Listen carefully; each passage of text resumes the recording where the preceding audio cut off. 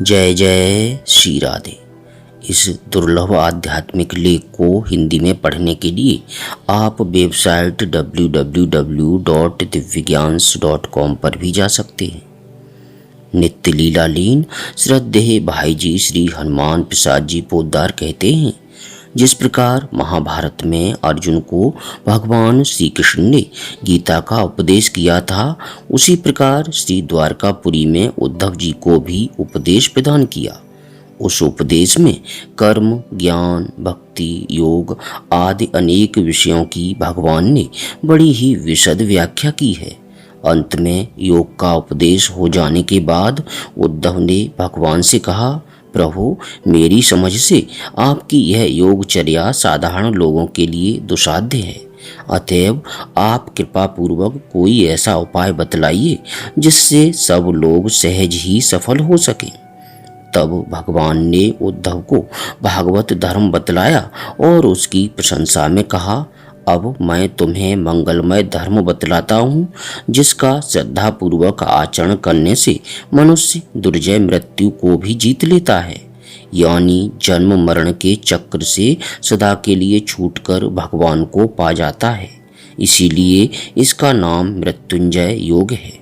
भगवान ने कहा, मन के द्वारा निरंतर मेरा विचार और चित्त के द्वारा निरंतर मेरा चिंतन करने से आत्मा और मन का मेरे ही धर्म में अनुराग हो जाता है। इसलिए मनुष्य को चाहिए कि शनैः शनैः मेरा स्मरण बढ़ाता हुआ ही सब कर्मों को मेरे लिए ही करे।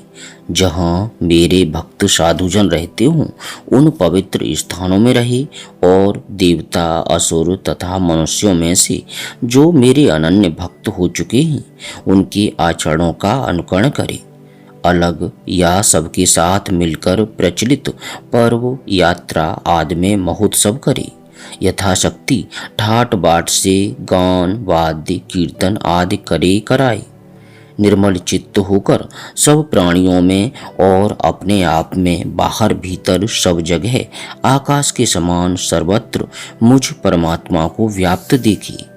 इस प्रकार ज्ञान दृष्टि से जो सब प्राणियों को मेरा ही रूप मानकर सबका सत्कार करता है, तथा ब्राह्मण और चांडाल, चोर और ब्राह्मण भक्त, सूर्य और चिंगारी, दयालु और क्रूर सब में समान दृष्टि रखता है, वही मेरे मन से पंडित है। बारंबार बहुत दिनों तक सब प्राणियों में मेरी भावना करने से मनुष्य के चित्त से स्पर्धा, असूया, तिरस्कार और अहंकार आदि दोष दूर हो जाते हैं। अपनी दिल लगी उड़ाने वाले घर के लोगों को मैं उत्तम हूँ, यह नीच है, इस प्रकार की देह दृष्टि को और लोक लाज को छोड़कर कुत्ते, चांडाल, गौ और गधे तक को पृथ्वी पर गिरकर भगवत भाव से साष्टांग प्रणाम करे। जब तक सब प्राणियों में मेरा स्वरूप न दिखे, तब तक उक्त प्रकार से मन, वाणी और शरीर के व्यवहारों द्वारा मेरी उपासना करता रहे। इस तरह सर्वत्र परमात्म बुद्धि करने से उसे सब कुछ ब्रह्ममय दिखने लगता है। ऐसी दृष्टि हो जाने पर जब समस्त संशयों का सर्वथा नाश हो जाए, तब उसे कर्मों से उपराम हो जाना चाहिए, अथवा वह उपराम हो जाता है। उद्धव, मन, वाणी और शरीर की समस्त वृत्तियों से और चेष्टाओं से सब प्राणियों में मुझको देखना ही मेरे मत में सब प्रकार के मेरी प्राप्ति के साधनों में सर्वोत्तम साधन है। उद्धव, एक बार निश्चय पूर्वक आरंभ करने के बाद फिर मेरा यह निष्काम धर्म किसी प्रकार की विघ्न बाधाओं से अणु मात्र भी ध्वंस नहीं होता, क्योंकि निर्गुण होने के कारण मैंने ही इसको पूर्ण रूप से निश्चित किया है। हे संत, वह शोक आदि कारणों से भागने, चिल्लाने आदि व्यर्थ के प्रयासों को भी यदि निष्काम बुद्धि से मुझ परमात्मा के अर्पण कर दे, तो वह भी परम धर्म हो जाता है। इस असत और विनाशी मनुष्य शरीर के द्वारा इसी जन्म में मुझ सत्य और अमर परमात्मा को प्राप्त कर लेने में ही बुद्धिमानों की बुद्धिमानी और चतुरों की चतुराई है।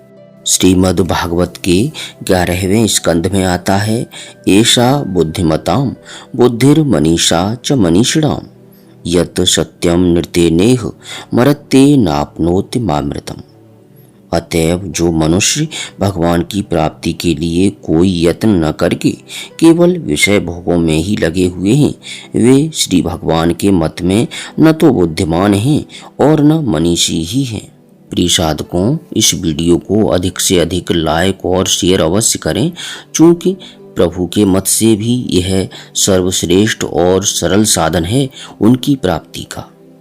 किसी प्रकार की त्रुटि के लिए क्षमा चाहते हुए विनती है कि प्रेम पूर्वक गदगद वाणी से बोलिए राधे कृष्ण कृष्ण कृष्ण राधे राधे, राधे श्याम श्याम श्याम राधे राधे।